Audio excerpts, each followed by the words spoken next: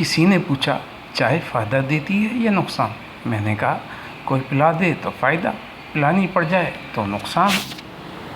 तेरी ब्यूटीफुल सी सूरत ने मेरा सिंपल सा दिल तोड़ दिया। जिस डे से यू को देखा है, इस नाइट से स्लीपिंग छोड़ दिया। जब थॉट तुम्हारी आती है, दिल ब्लड के आंसू रोता है।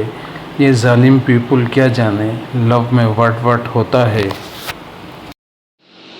टीचर, कोई ऐसा महकमा बताओ जहाँ औरत काम नहीं कर सकती। बच्चा, फायर ब्रिगेड। टीचर, वो क्यों? बच्चा, क्योंकि औरत का काम आग लगाना है, बुझाना नहीं। मौलवी साहब की माशूका ने रात 12 बजे मिलने का टाइम दिया, लेकिन मिलने नहीं आई। काफ़ी देर इंतज़ार करने के बाद मौलवी उठा और स्पीकर में ऐलान करने लगा कि ज़रूरी ऐलान सुनिए। रात के 12 बज चुके हैं। मोमिनो, अल्लाह से डरो और उठ के अपने वादे पूरे करो।